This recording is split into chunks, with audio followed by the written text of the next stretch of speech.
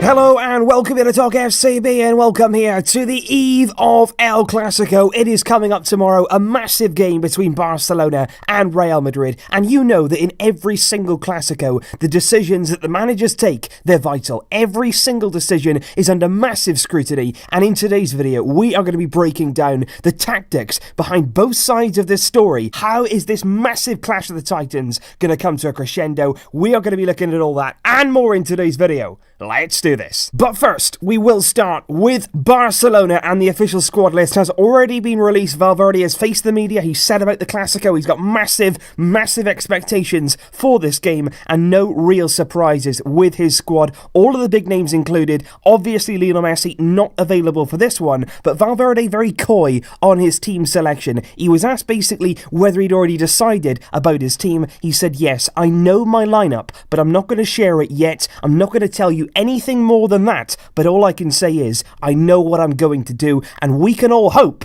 that that move is the right thing and that he knows what it takes to beat Real Madrid. Because as of right now, guys, this is the way that I see it. I think 10 out of those 11 players are basically nailed on starters. We know pretty much who is going to be starting this game. Obviously, it's going to be Ter Stegen. Obviously, it's going to be Jordi Alba. We've not got a lot of choice at centre-back. Longley and Piqué have been much improved in recent games. Then I think Roberto will remain at right-back. Busquets in midfield. Arthur's been brilliant. Rakitic is always a starter under Valverde. Coutinho and Suarez leading the line. But it's all about this position here. Who is going to take up that right midfield role? Somebody I think it's going to be who can contribute in both attack and defence. I don't think that it's going to be Ousmane Dembele, but I'm not sure. Valverde might spring a surprise. It might be Rafinha. He might play exactly the same team that he did in the week against Inter. Or it might be an even bigger shock. Maybe he would go with Roberto in midfield, and maybe then you would see Semedo at right back really to counter that Marcelo side there for Real Madrid. But like I say, it's all about that right wing position. That is the big talking point here. The rest of the team, I think, is pretty set in stone. And now for me, the only other thing Ernesto Valverde could do, it would be a shock to see it, but I wouldn't completely rule it out. And it would all revolve around this man here, Arturo Vidal. Could he be included in this massive Clasico game? And the reason I say that is because he's kind of cut out for this kind of game. A lot of aggression, a lot of intensity. It's a massive game, very high pressured. And this is a very experienced midfield player. Somebody who's been there in a lot of leagues, a lot of countries, really in the big moments. He can perform, and he can give a good performance. Now, the only thing would be, how do you get him into this team? He came on against Inter, he played really well, he had a good cameo display, and he is knocking on the door right now for Valverde for a starting place. But this is the only way, really, you could do it. And it would simply be about packing that midfield area, really flooding the midfield with all kinds of quality and all kinds of different players, which could give us the perfect balance. You look at it here with Arthur and Busquets in midfield. Now, these two would give you that element of control, they'd give you that sort of passing accuracy, they could break the lines, they could do so much here, controlling and dictating the tempo from deep. These two are your creative midfield players and also your tempo setters. Then you've got Vidal, then you've got Rakitic, two players who you like to call them workhorses, but it's more than that. They're more technical than that. They can get about the pitch, they can work hard, they can get box to box, but they can also play. You know, they can pass the ball, they can move, they can be involved in goals. You saw Vidal and Rakitic combining for Alba's goal against Inter in the week. And then you got Coutinho and Suarez, and it would sort of be a little bit of a relationship up there. Suarez playing as the very main striker and Coutinho just slotting in behind him. And because you had so many players in that midfield, so much defensive cover here, you could probably allow Coutinho there to have a free role, to simply operate in behind Suarez, picking up loose balls, creating, running in behind, getting shots away. And there you also have a very solid base in that midfield where you could definitely gain that control. Now, speaking of surprises, guys, this would be a surprise to me, but again, I wouldn't completely rule it out. And of course, Ousmane Dembele is the man that we're going to discuss. A man that has been discussed now for many months, I would say. Even since he's joined, there's been a lot of, speculation about him when he got injured, when he came back, what he's been doing well, what he doesn't. In the Spanish media, they seem obsessed right now with Ousmane Dembele in one way or another. But I think this is a game for him which could be make or break. El Clasico is a game, especially for young players, especially for new players at clubs, it can really make you. And I think think a game like this, if your coach gives you the confidence, if he does decide to go bold, Valverde, if he does want to go on the attack, play Dembele. Play Dembele and say, look, this is your chance. This is your opportunity to win over all of these fans at the Camp Nou, to win over all of the squad, all of the management. This is your opportunity to say, look, this is why they paid the big money for me. I am Dembele and I'm here to stay. Silence those critics. Go out there and do it. Now, if Valverde wants to play him, there's no doubt about it, these players are going to have to work. If you're going to set up here with only 3 in midfield, they're going to need help at certain points in the game. You're going to have Coutinho working hard. You're going to have Dembele working hard. And that's the thing. He's going to have to buy in to the club philosophy. He's going to have to buy in to what Valverde wants him to do. If he's going to do it, he's going to need to work hard, work for the team, and really put that maximum effort in. He's got to go out there and give every single bit that's in his body, and he's got to leave it all out there. He has got to go in 100% here.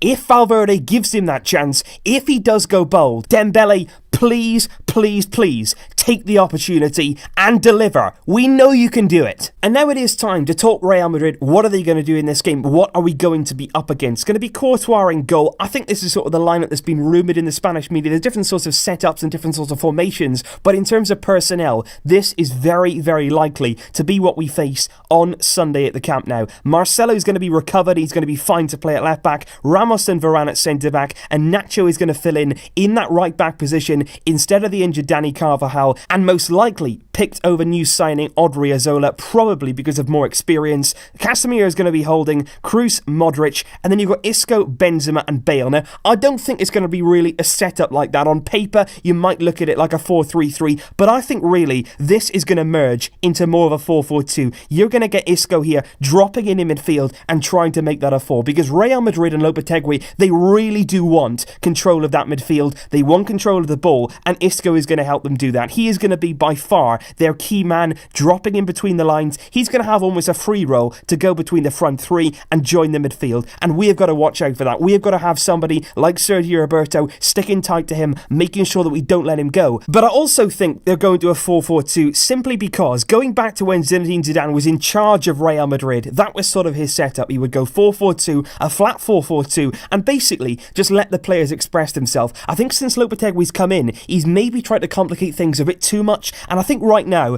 player power will take over. Lopetegui's days are numbered. These players in there, the big leaders, Ramos, Marcelo, players like that, they're going to say, look, just let us go out there and do what we do best. They've got a good record at the Camp Nou. They will be confident coming into this game. They always believe that they can beat Barcelona, and I think they will revert to what they know, to what they like working with, and we will see a 4-4-2 with Benzema and Bale relied upon to get them the goals and flooding that midfield to try to get some control. And I think when you look at it like this, the setups of both teams could actually be very, very similar and almost mirror images of each other, simply because you've got Benzema here who's going to be leading the line another time for Real Madrid, and the same goes for Luis Suarez, and then around him you've got Bale dropping off, you've got Isco going in their support. I think Rafinha is most likely to start on this right hand side, followed up by Coutinho, and then you've got those midfield trios. It's simply going to be a match of who's going to come out on top in that midfield battle. You've got Busquets in here, Casemiro holding, Arthur, Rakitic against Kroos and Modric. Now it's going to be really, really interesting to see how Arthur does in this Clasico. He's been so good against some really big teams. Tottenham at Wembley,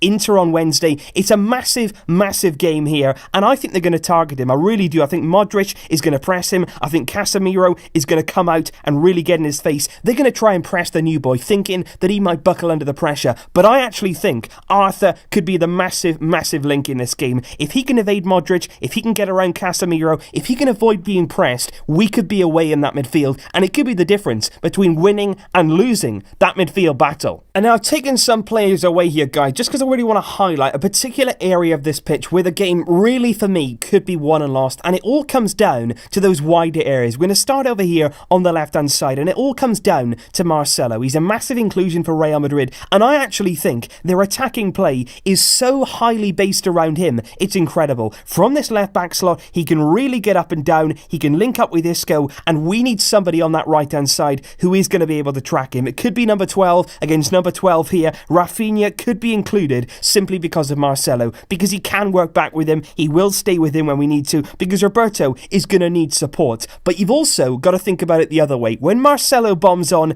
and loses it, we win the ball back with Roberto perhaps, we play through midfield then into Rakitic. Suddenly now, Rafinha has got to hold that width. And the reason for that is we need to do everything possible to get Ramos here dragged out here. We need Ramos to be, you know what he's like, he'll jump into a challenge, he loves going out, he loves getting in people's faces, he won't be able to resist going out there, closing down the space, which will do the incredible thing of allowing Suarez a bit of room here. Varane will close him down, but Suarez in Clásicos has got so much confidence. He has got really, really good form in Clásicos coming into this one, and if you can get Ramos away from him by exposing that space left behind by Marcelo, Suarez and Coutinho as well can do some damage. I really, really believe that. And it's not only the left-hand side of Real Madrid where I feel we can make some real progress, it's also the right-hand side, and that's all because of Nacho Fernandez. I think as a right-back, obviously he's coming in for the injured Dani Carvajal. Maybe Odriozola will play, but I think most likely they'll play safe and go with Nacho. And for me, he's very, very limited as a right-back. I watched him for Spain when they played England, when of course England beat Spain, and on that day he was playing at centre-half, and he got absolutely torn to shreds by England. And I think here we need to target him, and particularly through the man in form, Jordi Alba. He needs to really make sure as often as possible he is getting up on the overlap with Coutinho on a 2-on-1 situation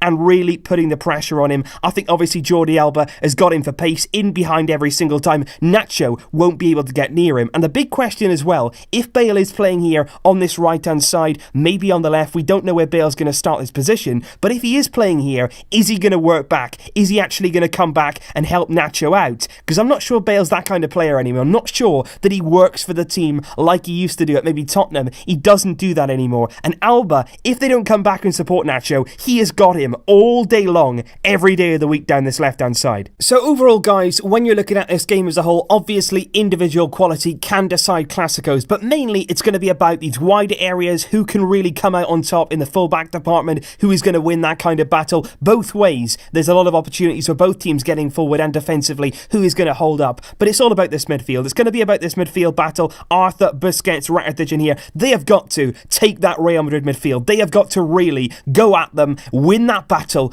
get that control, because once you've got it, then you can use the ball, then you can really dictate the game, and suddenly we're playing on our own terms. Busquets has got to sit in here, make sure that we're creating passing lanes, and the best thing about this now is, if we're stuck, if we're in a situation where we can't get out, Arthur is going to be the man, just like I showed you a few days ago. He's going to come and get the ball, he's going to want the ball, he's going to receive it, and when he does that, we have so many more options. It's going to be about that midfield, and with Arthur in there, alongside Busquets, Rakitic can also perform in Clásicos. We've seen that in the past. I think we can win that battle, and therefore win this game. So that was basically my thoughts on how this game is going to turn out from a tactical point of view. But of course, there is still the match preview to come, guys. That will be coming up very, very shortly after this video. As soon as I can possibly do it, I will get it up for you. I am so hyped ahead of this Clasico. I really do believe, I've got a good feeling here, that we can go into this game and not only win, but put on a good display at the Camp Nou in front of our own fans. We really, really need that. 2015, the last time that we won at home. Our time is now. Leave your thoughts down below, guys. What do you think of this game head to head? Where is it going to be won and lost for you? Let me know those thoughts in the comments down below. And like I say,